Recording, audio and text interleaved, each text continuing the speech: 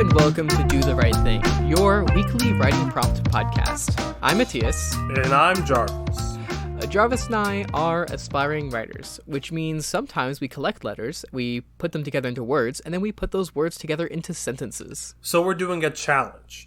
Each week, one of us sits down. Our goal is to write a complete short story using 3 of 4 randomly generated words. Then we come on the podcast, we read the story, we talk about what we learned writing it, and then we talk about stories sent in by you listeners.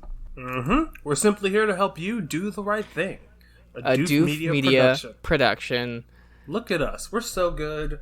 I could call us spicy mayonnaise. Do you think listeners really like this bit where we say that we did good and when we didn't, like every week? Because we do that every week. Do you think they like that?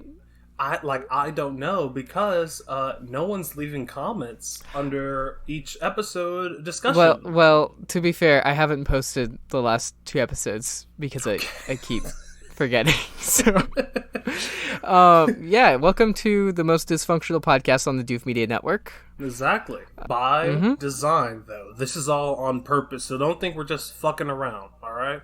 That's right. Even though this is like one of the most structured like ideas of a podcast, like we're trying to, impart lessons, and like, the Doofcast is like, oh, we'll talk about a movie, and it's like whatever. But we have like a set, like a lesson plan, and yet. And yet. All right. What were the words this week, Jarvis? So the words for this week were gallery, heat, likely, and persona. And also this week we are talking about dialogue, how to write dialogue, what makes good dialogue, all that jazz. Since I didn't write this week, for obvious reasons, because I forgot how to read last week, I'm sorry. Yeah. But this week Matias did write. So what'd you bring for us? Well, the words that I used were heat, likely, and gallery. I had a little bit of difficulty this week. I've been dealing with some stuff, so I think my writing suffered a little bit for it. But I was focused on writing dialogue with, like, by the end of it, making it so hopefully you can recognize most of the characters just by the dialogue they're saying. Okay. I don't know how strongly I accomplished that.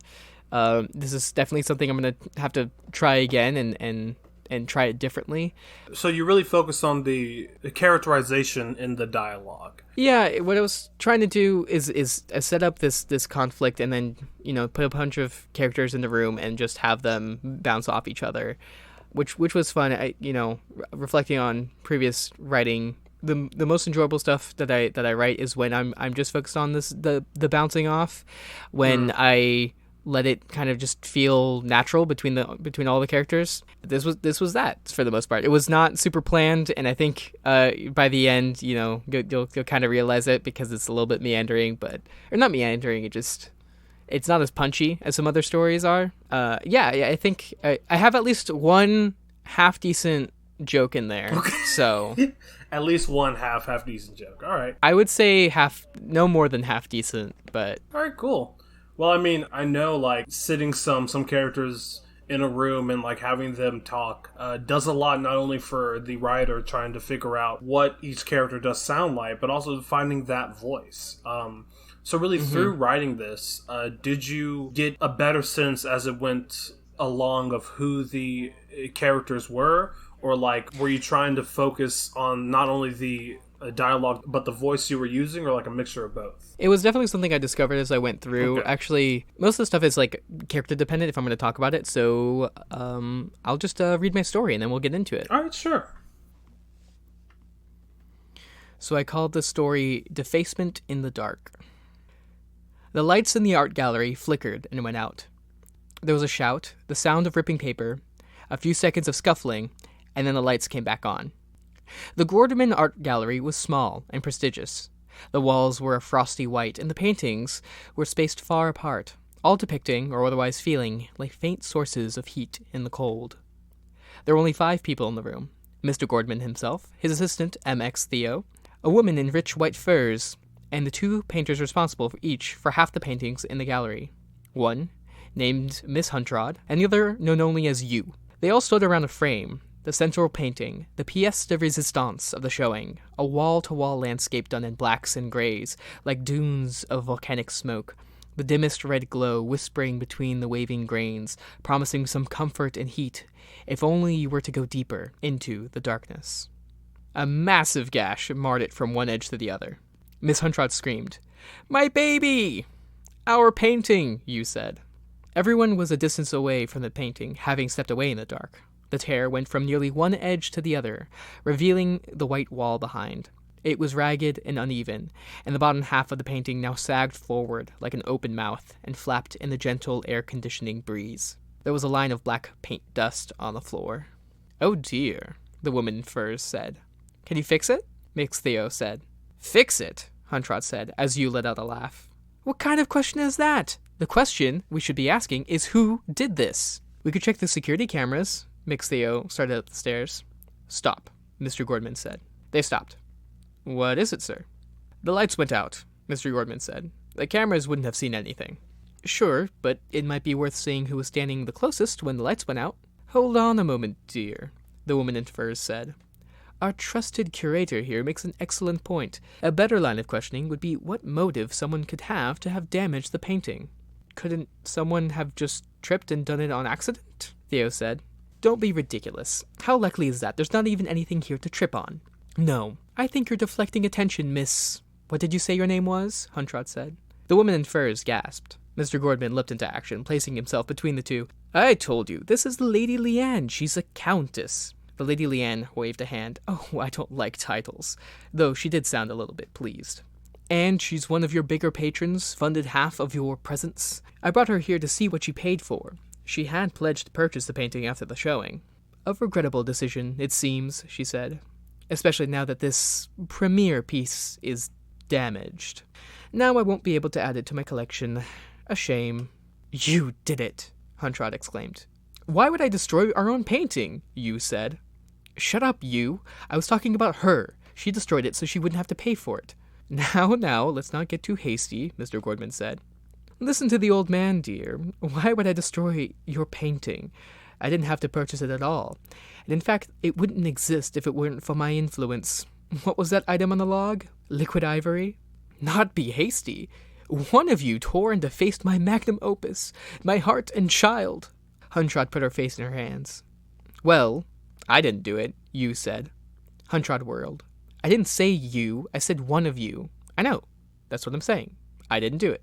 "Maybe," Theo said. "Maybe someone did on accident, tripped and fell in the dark and ripped it, and they don't want to admit it?"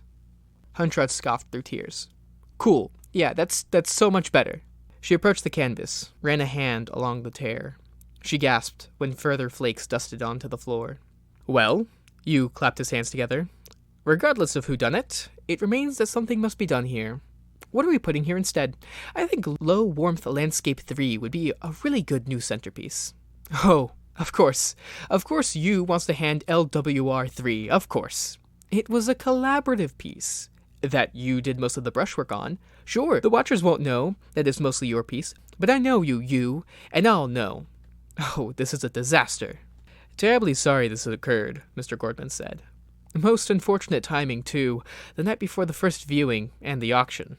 Yu was walking back and forth in front of the painting, examining it from different angles. He stopped, hand rubbing thoughtfully at his chin. "Huntrot, come stand next to me. What do you see?" Huntrot joined him, and they both stroked their chins.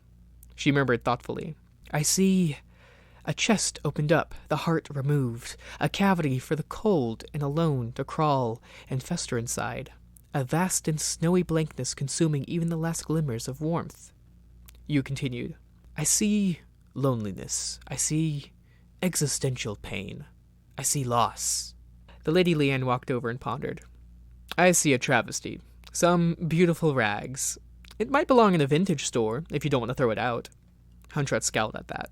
MX Theo took a gander. They ventured, "I really think you could just sew up the back and it would probably be fine." Mr. Gordman walked over, pondered just as the rest of them.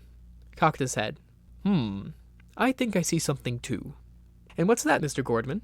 Theo said. Mr. Gordman smiled. "I see an opportunity." Huntrot turned to Theo. "Don't report the damage." She looked at everyone still here. "According to everyone here, the painting was always like this. This was on purpose. Gordman and Theo nodded. Lady Leanne gave an uncaring shrug. I'm still not paying for it. Someone else might, Yu said. He walked to get a different angle. It actually looks so much better this way. It's brilliant. Whoever did this must have had an artist's hand in the rip. It's perfectly angled to follow the flow of the impasto. Hey, you? Huntrod said. Yu turned. Yes? Huntrod smacked him. Nice. What a great story. I really love the back and forth that you set up here. It's very snappy. And yeah, you definitely accomplished the goal of having each line of dialogue directly linked to a character without you needing that many like tags to let us know who is talking. Because the actual dialogue was so inspired by that character. So I really, really like that. And also I did love the slight commentary on the art world at the very end. That was very fun. just a little bit. I mean, I'm usually more on the side of the artists. I mean, I think something like this could happen. I think it would be less conspiratorial if they were to do it. I think it'd be more genuine, but... Definitely. So what really brought you to want to write this? Essentially, I originally started writing a mystery, and then I lost the thread, and then I looked at most of the dialogue. It's like, this just mostly fits a damaged painting, and so I continued from there, because I was like, I don't know how to salvage this unless I just were to rewrite it, and I was putting things off for too long. So that's the brutal honesty. So the last half was pretty much off the cuff for you. Yeah, although I was writing, bouncing around, so it wasn't straight up the entire last half, and I had to go back and change things. Originally, I had it so, like, when the lights are out, someone, like, tears off the whole painting, like, cuts it away, so there's just, like, an empty frame there. But then I was like, then I have to actually figure out how they did it, and I just like, my brain was not working, so I couldn't come up with anything. Yeah. Anyway, and based off of the ending, what I got is that the culprit was you. Yeah. I'm not sure. I think it might have even been just like Theo tripping and like tearing the thing, and that's why they keep asking about it because they feel guilty. Okay, because like I don't know, the only reason why I got that is because after you was talking about how artistic the hand had to be to actually tear that perfect rip, I was kind of under the impression that he's fluffing himself up, or herself, I think. They're fluffing themselves up, which is why Hudson smacked them. Use a dude. Huntrod, although, maybe I got a pronoun mixed up there, because as I mentioned before I started reading, when I was writing the dialogue, I actually ended up switching who was talking about what a couple times later on. Yeah. So, I mean, if someone like gets accused of something, it really could be anyone. Like, the line is basically the same. Yeah. So I changed around who was doing what a couple times, and so if there might have been a pronoun left over somewhere. Yeah. So since we're talking about dialogue this week, what choices did you really make here when it came to writing the dialogue? Because I know a huge part about making sure that each character sounds distinctive is in choosing which characters are actually in the scene. So, like, how'd that really work out for you? Yeah, so I wanted to be able to characterize them pretty quickly and pretty simply. And so they're kind of characterized in my head as Huntrod is angry, the rich woman is a rich woman, and Toxin, like, it says dear a lot. Theo, as an assistant, is always very unsure and asks a lot of questions, but is also like the most level-headed. Mr. Gordman is a rich dude. Yeah, and he seems a lot like a opportunist. Yeah, and Yu is just another painter. So as it went through, basically I tried to introduce them one by one, and in kind of let the trope fill out the rest, right? I don't have to characterize Yu so much because, I mean, their name is the letter U, and they're a painter. Yeah. And stuff. So it seems like that pretentious artist type. Yeah. So, I mean, you could make that assumption, and then basically that's their starting point. Any more characterization I do is just to complicate that and to, maybe show the parts that's not true. But I don't have to characterize them as not a hick, like, you already can pick up that much. Yeah, and I think you do a really great job of using those tropes in all of your writing, because it's so easy when you do set up these Yeah, characters. Like as soon as you said the rich woman with a expensive coat, I knew exactly who she was. She was like she's Corella Cruella Deville. Deville. Yep. Yeah, exactly, exactly.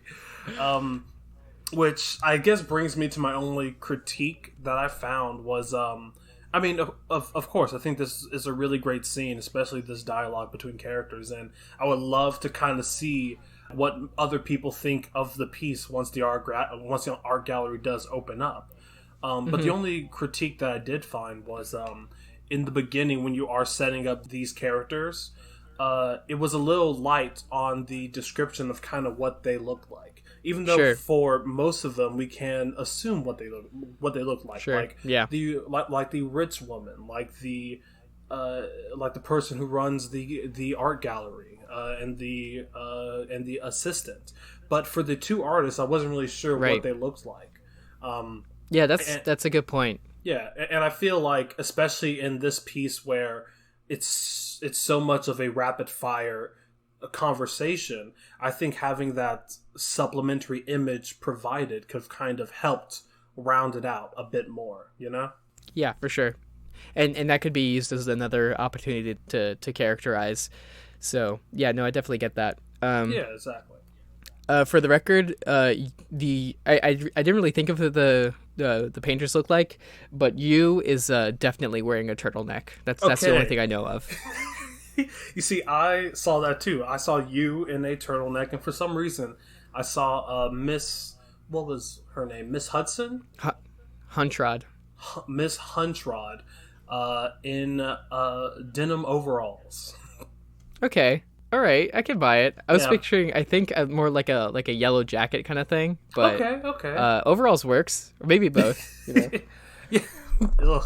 Yeah. So the main thing, as I was going through, was finding what's the one characteristic I really want to like have in each sentence. Yeah. For the most part, it was those things I described earlier. I didn't really venture too much from that. I think the two that aren't the least characterized is Mr. Gordman and you. So maybe in the longer piece, I'd add a little bit more. Although if I were to do a rewrite, I definitely would do something more interesting than just there being a tear in the painting. Yeah. Originally, I actually read that there was 6 people, and that the 6th would be a detective. And then again, like I said, I kind of lost what the mystery was going to be, so I was like, Yeah. never mind. Because then, if there is a detective there, then it would be a true whodunit. If only I had just had someone die instead of the painting being marred. If someone just died, this would be so much easier, because then there's a reason why everyone has to stay in the room and why the detective has to solve the thing, and then you have all the motivations and stuff. See, murder solves everything. I should have just done a solves murder. everything. Also, murder acts as a really great hook, to be honest. Yeah, for sure. So one really great thing that I think you did do with this dialogue is that every line of it is definitely pushing forward the narrative, right? I mean, there are countless times that we both seen where some dialogue is just in something just to be quippy and funny and dialogue-y, right? I would say like every Quentin Tarantino movie has that, right? Where people are just saying lines because they sound good and not because it's really pushing the plot forward. Okay, I think Mr. Tarantino might disagree with some of that, but sure. Oh no, I mean, hey, I love the films that he makes, and I think the dialogue is really fun, but that's just his style, right?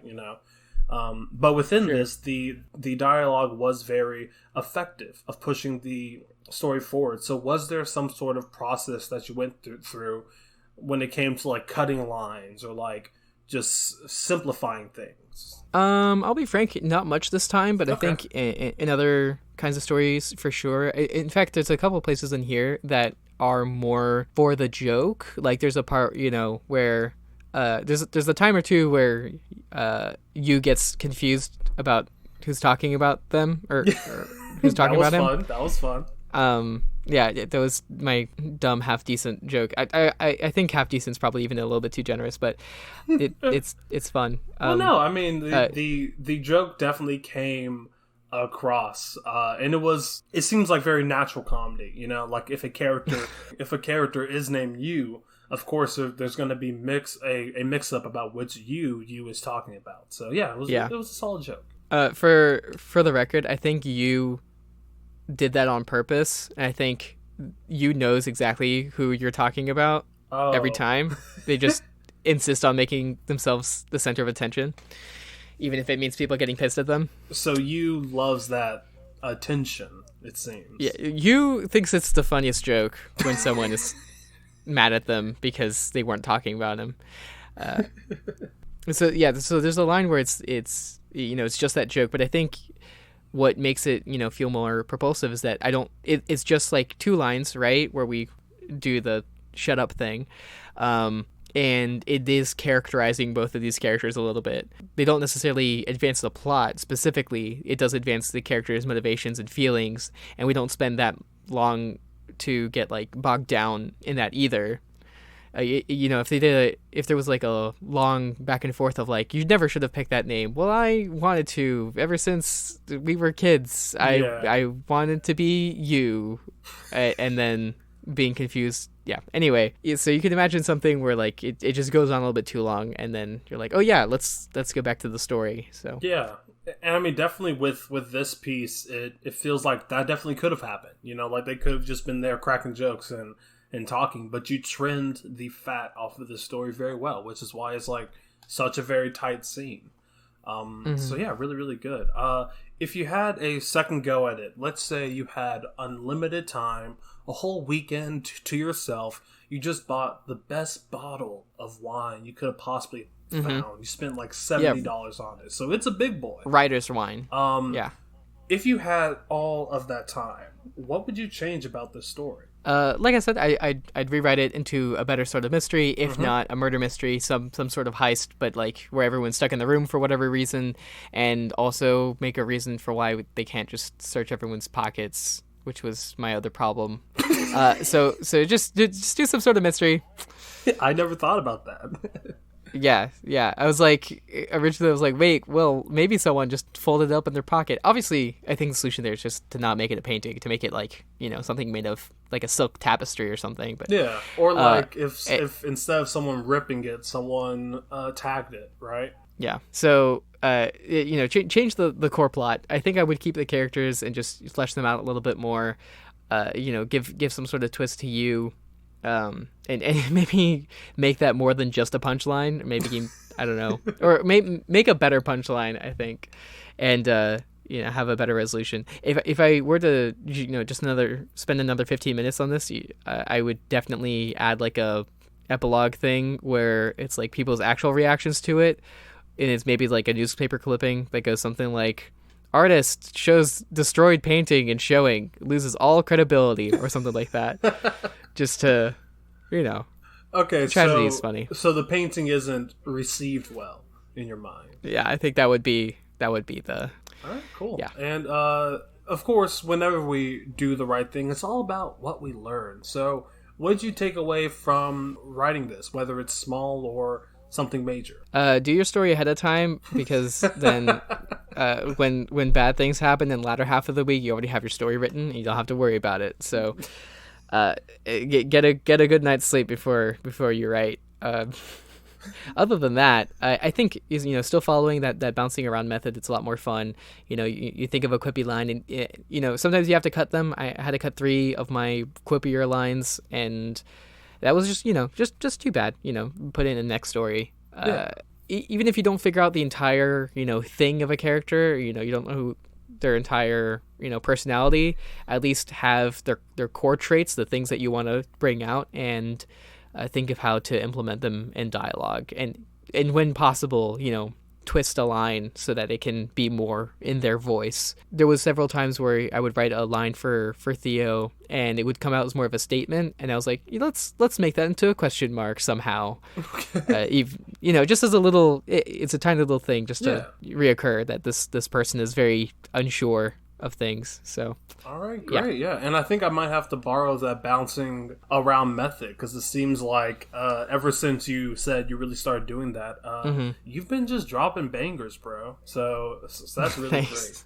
Yeah, it's just like if you have a good line, write it down right then. There's no reason why you have to hold on to it and like get to that point. Just put it down and then resume the part that you were at, or you go off of that point. When I'm writing, I'll think of a certain line, and I'm like, that's not until like the end of the story. So I'll just hit enter twice just so I can tell that this is not part of that same section. Yeah. And then I go back and I just continue until I get there. Yeah, and I mean, that's especially good because I know, at least for me, if I come up with a great line, I'm like, I'm a genius. That's such a good line. And then literally 20 seconds later, I'll never be able to remember what that line was. So, yeah, it's a really great wise words. It's a small tip and a trick. The small tip and a trick. All right. So Thank you so much for bringing us your wonderful story this week, Matias. So let's get into our listener story section. Exactly, our listener submitted story. So thank you so much to everyone who did submit a story this week. Without what you do, this podcast would only be 30 minutes long. And who wants to listen to that? But, of course, we have to give you a really quick warning for those who are listening that the stories that we're about to talk about, we are going to spoil profusely. So, if you don't want to be spoiled, you should stop right now, go, read them, and then come on right back so we can talk about them. That's right. So who are we reading this week, Jarvis? This week, we have stories by Stelhex, Sir Raven, Captain Rhino, Fine by Me, and Kasubalu V2. Kasubalu V2 is on a streak. I know. I don't know how this happens. We go on a streak on very particular series that people are doing. Yeah, and the great thing is that we always hop in at like the beginning of the series, so we're just automatically covering all of it. It's really cool. For the record, that is very much not intentional. It is actually the roll of the dice every time. So again, goes to show, if you read every week, if you leave your comments, if you do your due duty, you'll get selected so much more often. Exactly. So, the first story that we will be talking about this week is by a new writer named Stelhex with The Curator. That's right. So Stelhex opens by talking about that their story's a little short, and I just gotta say, don't worry about it. Yeah. Everyone starts somewhere. Size doesn't matter. Only 30 minutes. I don't like that implication. So it doesn't matter so much. Like I said, you start somewhere and you get faster and faster as you write, and also I think we all fudge our numbers a little bit, so yeah, don't worry about it. Yeah. And I think this is a good story, especially to like the content is fun and interesting, so that's the more important bit. So this story has basically this encounter between two magical beings. We have something more like a blacksmith who is narrating. They know the magic of heat. Mm-hmm. They're working the kiln when this thing shows up, and it's hard like the ground and shines like the chill and moves like the sky, which is some really great description. And this thing claims to be a student of 800 magics, even though the blacksmith here only knows about 4, one of which is heat. But the magic thing doesn't know about heat magic, so it basically says that it will teach the magic of healing in exchange for the magic of heat.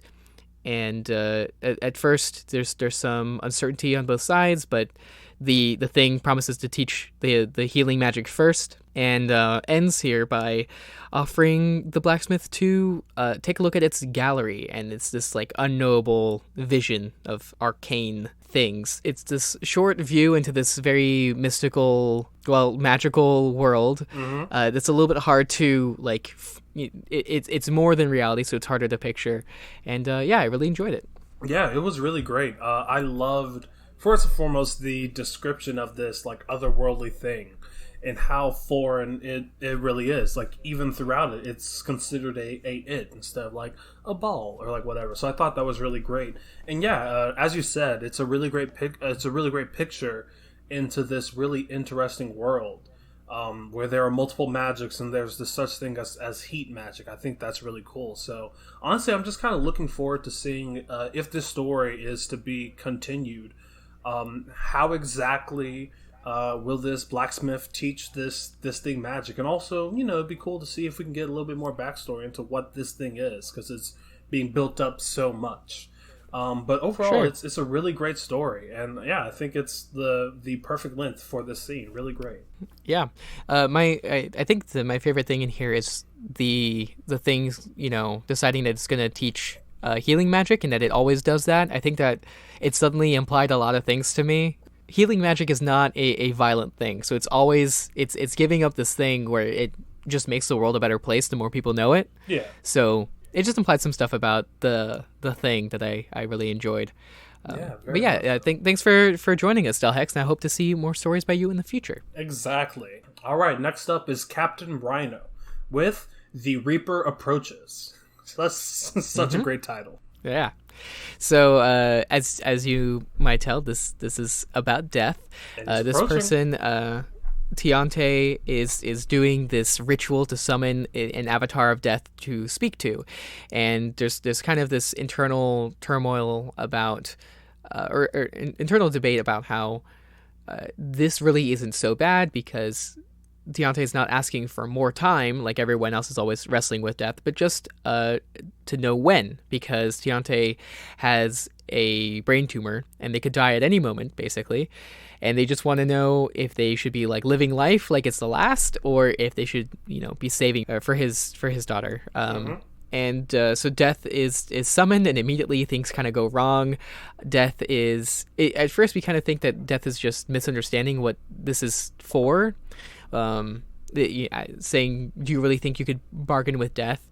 And Death, when they're summoned, is like raises Tiante in a noose, so it's like, oh god, this is not going well. This isn't good. And so the dialogue of Death kind of goes back and forth between this italics, almost like in Tiante's thoughts, and then in all bolded caps, where another aspect of Death is speaking.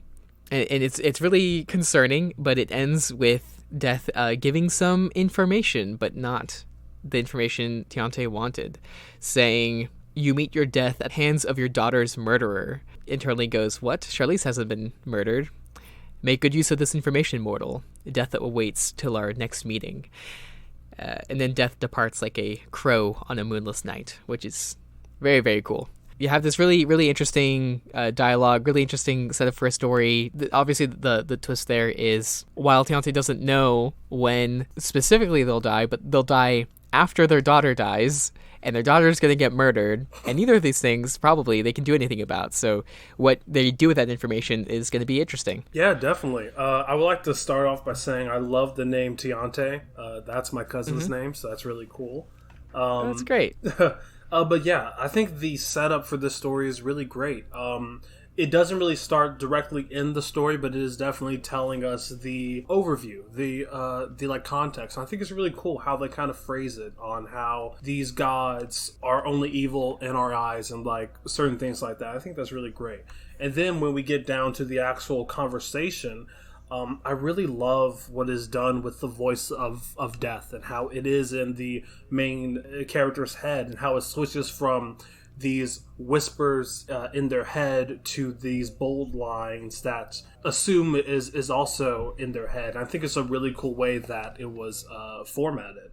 And of course, the like cliffhanger at the end I thought was really awesome, because it kind of repainted what I thought this story would be. So that's, yeah, really great job. Yeah, about the dialogue. So basically, two parts of Death are speaking. There's two humanoid things in the room. There is the thing currently choking Tiante in a noose, and I think that's the italics lines, or at least it's closer to that, right? It's whispering in his head. It's more articulate. And then the wax skull in the middle of the ritual is speaking the bolded lines, and those are just like declarations of what Death is. You belong to Death. Death has seen your face. Death waits at your right hand and your left. Death ends all. Death consumes all. Death is never satisfied. Death is eternal.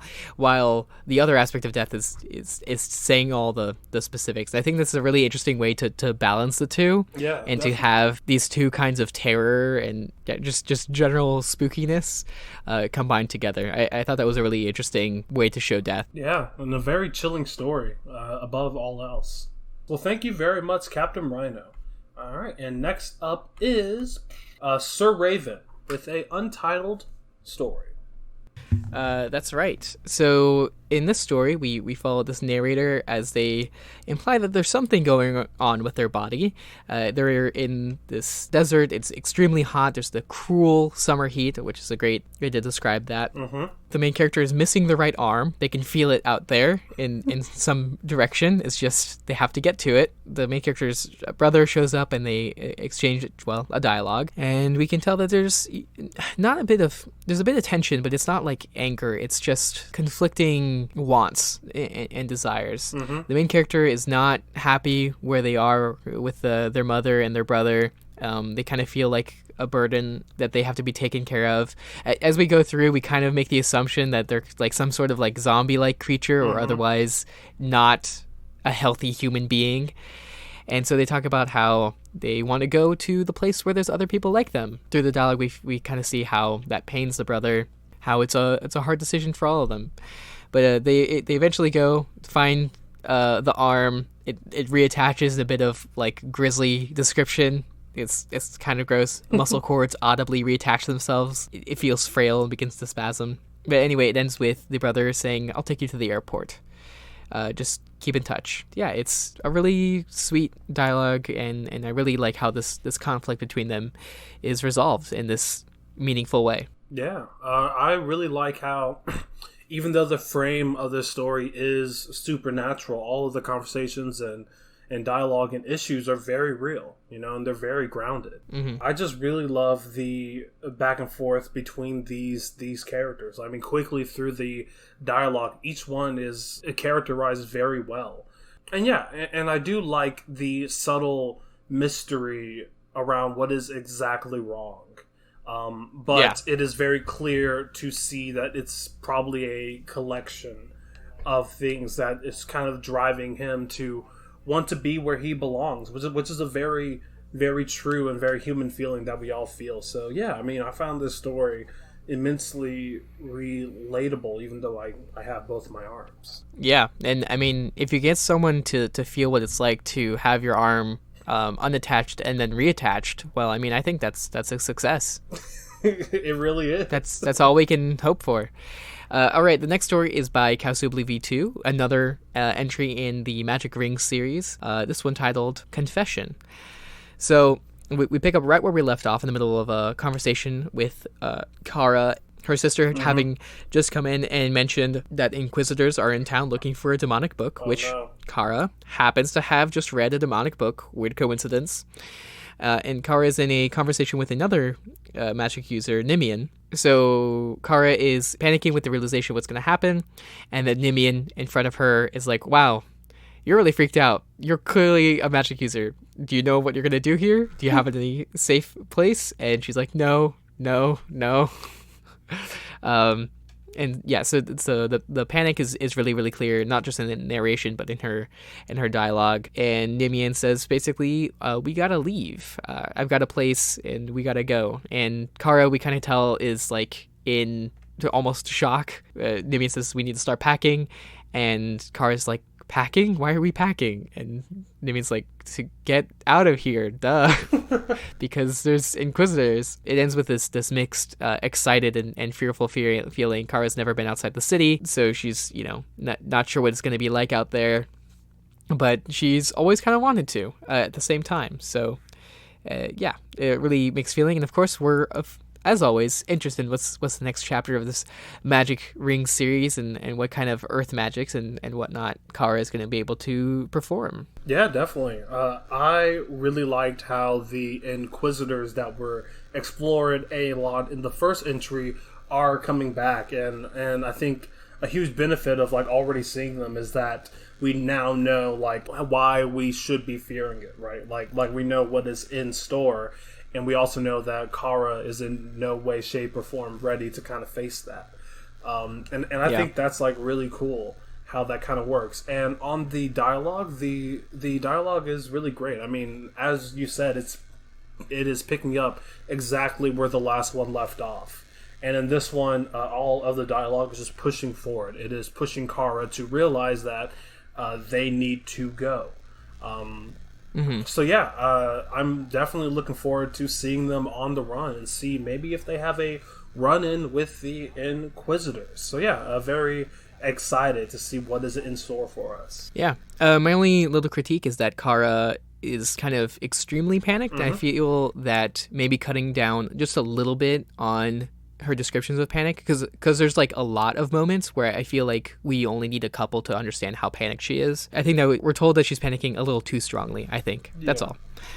But I really, really liked it. And I like in Castle Blue V2's comments saying, by the way, AIAB, all Inquisitors are bastards. And then saying that they definitely don't know what we're talking about. Depiction of Inquisitors is definitely not colored by recent events, which is cool. I mean, frankly, in this nation, I'm pretty sure the institution of Inquisitors is probably bad for everyone, no matter who is an Inquisitor. So. Yeah, exactly. Yeah. What connection to current events? Exactly. But thank you very much. And next up is It's Fine by Me with an untitled story. Right. So this is a really fascinating story. I actually really, really enjoyed this one. We have John and Mary opening with Mary asking John, "Are you even listening?" And John's description and narration kind of drifts, even from the very beginning, from thing to thing. It starts off with how this room is hot, there's poor ventilation in here, and then kind of comes back to reality, remembering that they're in an art gallery. He's with Mary. They've been 5 years together, and Mary's pissed at him right now, and he just drifted off. And so as we go through, they have this dialogue, and we get more narration of how distracted and drifty John is, and it's really, really sad as we go through. It's clearly John's struggling, and we first come off with kind of like Mary's kind of just seems like she doesn't understand at all how difficult these things are, and we're kind of like, John, that just tell her that you have, Alzheimer's or something. I don't know what exactly it is, but tell her. But as we kind of go through, they sit down and they have a dialogue. It seems that this is kind of something they've both been dealing with for a long time, and Mary ends it there. She says, "I'm done. We are done." And to connect it back to this meandering thing, it finishes with, "Oh, good," John reflected. He was tired of sitting in the sun anyway, which is a callback to the 3 times that we talk about heat in the story and how he just gets distracted by anything environmental. It was hot in the room. Yeah, it's this really, really sad story. I really enjoyed reading it. I think this is definitely worth reading. It was really tragic. Yeah, I love how grounded the story really is. It reminds me of definitely some of those arguments that you'll see in a Marriage Story. And I'm only quoting that because I've recently watched it. But I think the dialogue in this is so good because not only is it perfectly characterizing the person that is speaking, but it's also kind of hinting at the subtext of like what they're really trying to say. And I also like how much time we do spend in John's head, how we're flowing from idea to idea, and it's very clear that John just really isn't into it, right? Like there's definitely something that's having him like 10 steps back from being present. I just really like that the story perfectly portrays that. We kind of go through it, and Mary kind of feels like a jerk, but then it's also like that would be such a huge struggle to be in a relationship with someone that's not able to be in the moment like that. Now, they definitely deserve support in other ways, and I really hope that Mary didn't just like walk away and leave John at the table, because that's probably not a good idea. But it's pretty understandable how frustrated and probably lost she feels, and John isn't even aware of it enough to feel bad about it, which is just real sad. Exactly. So thank you very much. It's Fine by Me, and thanks for doing the right thing. I know this is your first time, so really great. Let's thank everyone who did the right thing this week. All right, so thank you very much to Stel Hex. Thank you to Captain Rhino. Thank you, Sir Raven. Thank you, One Mary Lilac. Thank you, Paradox. Thank you, Kausubalu V2. Thank you, Jarby Jazz. And thank you, Fine by Me. Nice. And also we want to thank everyone who left a comment. Leaving a comment is definitely half the job of doing the right thing. Not only will you get better at analyzing other people's work, but also that attention to detail can help you in your own writing. So thank you very much to Jarby Jazz. Thank you, Captain Rhino. Thank you, Paradox. Thank you, Words on the Wind, who didn't write a story but left comments anyway. Really appreciate that. Exactly. Thank you, Fine by Me. And again, thank you, One Mary Lilac. All right. So, if you want to be like all these wonderful writers and submit your story to the latest episode of Do the Right Thing, you can do that easily by going to our Reddit, which is /r/Do the Right Thing. Just go to the most recent episode, look at the words, and leave a comment with your story. That's right. And if you don't have a Reddit account or you just want to tell us anything at all, you can send us an email at rightthingcast@gmail.com. Mm-hmm. And if you want to see next week's words as soon as possible, well, you could just wait to the end of this episode, because that's the easiest way to truly get the words. But if you don't want to do that, or if you do want to do it and still, have a more physical way to see the words, then you can go to our Twitter, which is @RightThingCast. Right, the most physical place for a podcast to exist. All right. So what's going on in Doof Media? I'm so glad you asked, Jarvis. There's tons going on in Doof Media. There's so much. Now that I have the other podcast, Decomposing Worm, another worm analysis podcast that me and Clarence are doing, I always forget what I'm plugging at the end of the episodes. So I'm really afraid of when am I repeating things. So hopefully not. But last week there was the monthly game club covering Transistor. So I don't know if you saw that episode, Jarvis, but I think you should. Yes, it is my favorite game. They talked about that and all the wonderful things that make Transistor. And the game for next month is FTL Faster Than Light, which is one of my top 10 favorite games of all time. So I'm really looking forward to that. And of course, there's so much else going on in the Doofcast. Pale Reflections goes on. I love Elliot and Ruben's coverage of that. What to Say is going on, even though I haven't seen it or listened in a very long time. I know it's there for when I feel bad, because it's just a delightful podcast with Scott and Elise. They're in season 2 now, so that's cool. And so much more. Would take another minute for me to rattle off all our other podcasts and projects. But you can help us out a lot by becoming a Doof Media patron. What I want to plug this week, keeping in theme with the game club, is if you donate at the $1 level, you join our Discord, of course. And one little feature of that is that there are very often streams that are exclusive to the Discord, stuff that we don't really have the timer set up to do a whole Twitch stream on, but we still want to just give the opportunity for other people to tune in and hang out. So periodically we'll host streams on there, or other patrons might as well. So if you're interested in that at all, I think it's a really, really good place to go. All right, dope. So Matias, what are next week's words? Well, I'm so glad you asked, Jarvis, because the words next week are on my phone, which I'm looking at right now. So they are Q, precision, aim, advisor. Q as in a line, like a Q in a playlist. Yeah, like the songs are in a line, I guess. A Q. Precision as in to, it's a synonym for accuracy, but I think it means something slightly different. Well, how does that metaphor go, right? If it's like, if you're shooting at a target, accuracy is them kind of all over the place, but some are in the bullseye, and then precision is that they're all closely placed together, whether it's a bullseye or not, right? Oh, I've never heard that phrase.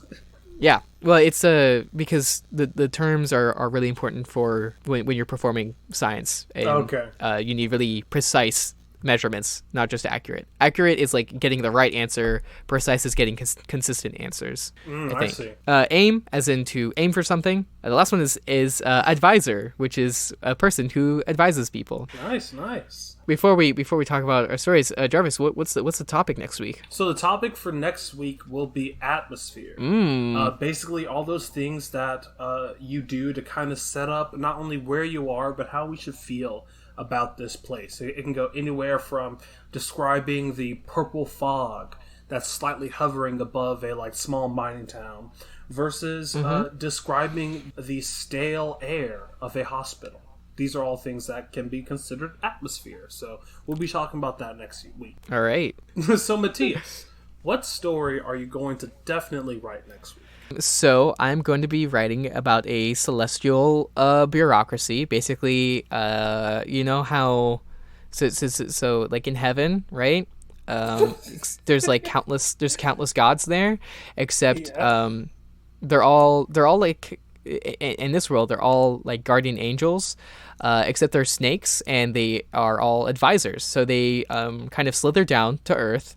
Well, actually, heaven is underground, so they slither out of the ground. Not that you can see them, and then they slither up your ankle, up to next to your ear, and that's where they talk to you. We follow this one snake who has been in the queue for a very, very long time to get to, their chosen guardian person, and they finally get there, and that person wants to be a marksman so bad, but the problem is that they lack precision, and they're constantly missing, and so the snake, what it does is when the guy is on the battlefield, it snakes onto I love how snakes is a verb. Real quick, I just want to talk about that. Like snakes snake around, which is wonderful. It snakes to like circle the sniper rifle, and it's the one that aims it. It like slithers so like it wraps around his arm. It can like bend his arm a little bit, and then like puts his face up to the scope, and it's the one that's actually doing all the shooting, even though the person doesn't know. And that's the story. Okay, I dig it. Next week, my story is going to be a little bit more grounded than I'm used to. I'm seeing it as Baby Driver meets American Sniper. Okay. So basically, we're going to follow this good-to-do, true blue American man named John Doe. And John Doe joined the army because he wanted to be a sniper. But also, he wanted to do good by his country and make some rockin' music while he does it. So, hell yeah. So on the battlefield, of course, all of his training and aim and precision gives him the highest body count of any other soldier. But with each person that he does strike down, that beautiful melody that's in his heart is slowly fading. Even when he continues to switch up his queue on Spotify to cheery and more upbeat music, the act of confirming kills is just so harsh on him. To the point to where after his long stay overseas, he has to spend many, many months with a advisor who is slowly coaching him not only back into assimilating into society, but also coaching him on how to find his inner song once more. Wow. This is a new musical that's coming to a theater near you. Yeah, it's The Sound of Gunfire. The Sound of Gunfire. That's all we have for y'all this week. We hope that this wonderful debacle of a podcast is helping you do the right thing. Do the right thing. Nice. Clean, Brilliant. cut to the point.